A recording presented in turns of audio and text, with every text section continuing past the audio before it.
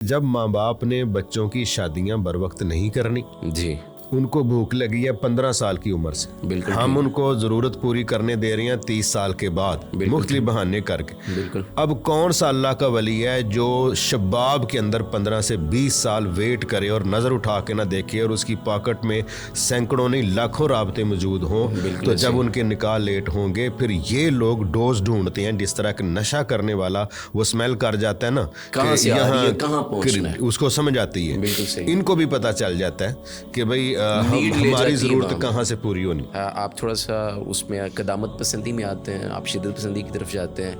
हम नौजवान हैं तो हमें अपने जज्बात का इजहार करने में हर्ज किया है। अगर ये हम रेड उसको सिंबल बनाते हैं कलर को, तो इसमें कबाहत क्या है।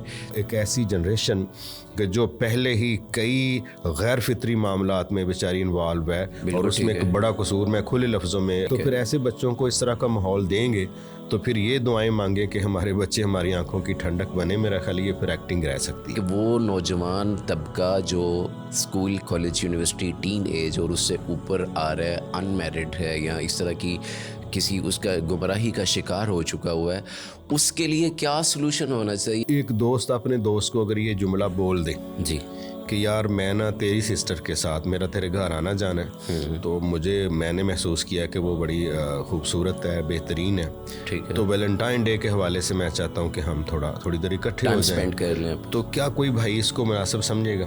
पाकिस्तान के तूलोर्स में ऐसे क्लब बन चुके हैं इस तरह की एक्टिविटीज़ के कि जहाँ पे अपने महरम रिश्तों के बगैर एंट्री है ही नहीं। अगर वो किसी लड़की की मोहब्बत में कोई बंदा गिरफ्तार हुआ है तो उसने अपना रोना धोना दुनिया के सामने रखा है और लोग उसके साथ खड़े हो गए कि जी ये इस आशिक के साथ ज्यादती हुई है, तो मुहज़्ज़म मुआशरे इसको सपोर्ट नहीं कर सकते।